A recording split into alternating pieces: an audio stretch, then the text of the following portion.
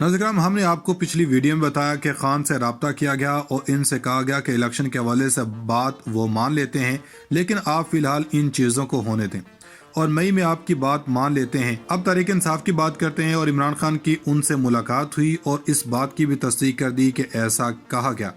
मज़ीद डिटेल्स और पैगामात आए, वो पैगाम डॉक्टर आरिफ अलवी के ज़रिए आए, लेकिन हम आपको यहाँ पर थोड़ी सी जो बात बताना चाहते हैं वो ये है कि सदर आरिफ अलवी के हफ्ते के रोज़ जो मुलाकात हुई थी वो मुलाकात आर्मी चीफ जनरल बाजवा के साथ हुई थी और ये मुलाकात इमरान खान खुद तस्दीक कर चुके हैं।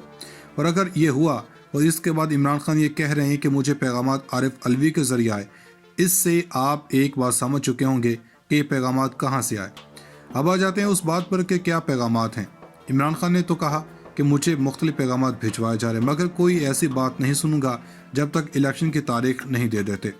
सिर्फ एक ही चीज़ है कि आप इलेक्शन डेट दे दें, उसके बाद बाकी बातें देखी जाएंगी। एक और बात, 26 नवंबर के ऊपर सबकी नज़रें हैं और आखिर इस दिन होने क्या जा रहा है, कौन से कार्ड्स इमरान खान की जेब में है। हुकूमत घबराई हुई है, सबको परेशानी है और लोग ये कह रहे हैं कि जो 4 जर्नैल आसिम मुनीर के बैच मेट रिटायर हो चुके हैं तो इनका टेन्योर 4 का होता है। जब आपका 4 स्टार की तरक्की होती है तो उस दौर में 3 साल बढ़ जाते हैं। जनरल आसिम मुनीर के साथ तो अक्टूबर में रिटायर हो चुके हैं, इन्होंने 2 माह बाद बैच शुरू किया था। अब हम ये खबर देना चाहते हैं कि इमरान खान ने सोच समझ कर किया हुआ है। 26 नवंबर को इमरान खान ये कह रहे हैं कि इस दिन बुनियादी तौर पर एक सरप्राइज़ आएगा जिसका इनको खुद भी अंदाज़ा नहीं, या इनके साथ होगा क्या, ज़ाहिरी बात है इनको समझ भी नहीं आ सकती। बुनियादी तौर पर इस मुल्क के साथ जो कुछ हो रहा है, ये बात दुरुस्त है कि आप कह लीजिए कि इस मुल्क के अंदर एक आर्मी चीफ की तैनाती नवंबर में हो जाती। असद उमर ये कह रहे हैं कि आर्मी चीफ की तकर्री के मामले पर ऐसा लगता है कि एक सियासी हिजान बरपा है, कारोबार हुकूमत मुंजमद है। क्या 22 करोड़ के एटमी ताकत वाले मुल्क के ये हालात होने चाहिए? वक्त आ गया है इस पूरे निज़ाम को ठीक किया जाए। इसके बाद सराजुल्लाह कह रहे हैं कि दुनिया में ऐसी कोई मिसाल नहीं कि एक जनरल के लिए सियासी जमातें एड़ी चोटी का जोर लगा रही हैं। सवाल यह है कि इस तरह की खींचातानी के बाद जो जनरल आएगा वो इदारे को देखेगा या सियासी पार्टियों को देखेगा, और इस ओहदे के अंदर है क्या, आखिर इसमें कौन आर्मी चीफ बनेगा, ये सारे लेफ्टिनेंट जनरल्स में से ही होगा। इतना बड़ा मामला क्यों बनाया गया? इसका मसला यह है कि इक़्तिदार तो कुर्सी के पास होता है लेकिन इख्तियार किसी और के पास होता है। अब इस मुल्क के अंदर क्या कुछ होता है कि आपको समझ इस हवाले से इस सारे सिनेरियो के दौरान किसके पास असल ताकत है। आप जानते हैं कि हुकूमत तब्दील हुई, इसके बाद आज ये खबर ले लें कि पाकिस्तान के अंदर जो टेक्सटाइल की एक्सपोर्ट्स 15% से ज़ायद कम हो गई। ज़र मुबादला के ज़खायर हैं जो इमरान खान ने तकरीबन 16 अरब डॉलर पर छोड़े थे वो 7.9 हैं, जिसको आप कह सकते हैं कि 8 अरब डॉलर तक पहुंच चुके हैं। इसमें मुसलसल कमी है वो देखने को मिल रही है। अब सारी बातें आपके सामने हो गई। अभी आज तैमूर झगड़ा ये कह रहे थे कि हुकूमत फंसी हुई है तोशा खाना पर इमरान खान के हवाले से बातें करने पर, जहाँ चीज़ें होनी चाहिए वहाँ नहीं है। यानी ये सारा मामला, अब अंदाज़ा करें, इमरान खान की नाअहली का केस फिर समाअत के लिए मुकर्रर कर दिया गया। इस्लामाबाद हाई कोर्ट कल ये समाअत सुनेगी। जस्टिस आमिर फारूक को बताया गया कि इमरान खान की बेटी है तो क्या इमरान खान 62 और 63 पर उतरते हैं या नहीं, दुनिया की छोटी सी मईशतों में शुमार हो रहा है। नजम सेठी जैसे लोग जो कहने को एंटी एस्टेब्लिशमेंट हैं वो कहते हैं कि इमरान खान अगले इलेक्शन में नहीं होंगे। एस्टेब्लिशमेंट तो कहती थी कि हमारा रोल ही नहीं है, और फिर ये सारी बातें करने के बाद अब सारा कुछ कर रहे हैं। एक और ख़बर सुन लें कि फरागोगी को लेकर हमने बातें सुनी हैं, अब हुकूमत का बाकी चीज़ों पर ध्यान नहीं है। फरागोगी के तमाम सहूलतकारों के खिलाफ कार्रवाई का फैसला कर लिया है। नाज़रीन का मुद्र बड़ी खबर आपके लिए है। पहली बड़ी खबर यह है कि असम्बली वज़ीर-ए-आज़म ऑफिस में पहुंच चुकी है। कौन कौन से नाम हैं ये दावा आया, 5वां नाम निकाला गया, हुकूमत ने खुद से कोई नाम डाला। 5 नाम कौन से हैं? ज़मान पार्क में अचानक इजलास क्यों बुलवाया गया? सबसे अहम बात यह है कि शहबाज शरीफ अचानक से सेहतयाब कैसे हो गए? इस सारी सूरत-ए-हाल के बीच में हुकूमत 26 नवंबर से पहले ये खेल क्यों खेलना चाहती है? शहबाज शरीफ के मुतल्लिक़ खबर यह आई थी कि वो कोरोना से इफेक्टेड हैं, लेकिन कल बिल्कुल ठीक हो गए। जैसे ही वो सेहतयाब हुए तो उन्होंने समरी भी पहुंचा दी। आपको याद होगा कि जो फौज का हेडक्वार्टर है GHQ, इन्होंने सीनियरिटी लिस्ट वज़ारत दिफा को भेज दी थी। ये खबर हम पहले भी दे चुके हैं। इसको समरी में कन्वर्ट करके इसको पेपर वर्क वज़ारत दिफा ने करना, और पीर के रोज़ समरी आ गई। वज़ीर-ए-आज़म हाउस के अंदर मौसूल हुई ये समरी, और हुकूमत के लिए शायद इतना खुशी का समा था कि हुकूमत ने फौरी हंगामी इजलास बुलाया, और इस हंगामी इजलास को शहबाज शरीफ खुद चेयर कर रहे हैं। यानी कि समरी आने की देर थी कि शहबाज शरीफ बेसेहतयाब हो चुके।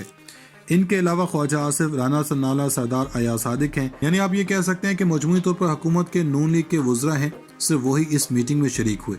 اب اس حوالے سے حکومت کیا کہہ رہی ہے کہ رانا ثناءاللہ نے بات چیت کی ہے، اور رانا ثناءاللہ کے مطابق وہ عمران خان کے اعلان کردہ تجویز کردہ تاریخ یعنی کہ 26 نومبر سے پہلے حکومت آرمی چیف کی تقرری کا فیصلہ کر دے گی۔ اور اس عہدے کے اندر ہے کیا؟ آخر اس میں کون آرمی چیف بنے گا؟ یہ سارے لیفٹیننٹ جنرلز میں سے ہی ہوگا؟ اتنا بڑا معاملہ کیوں بنایا گیا؟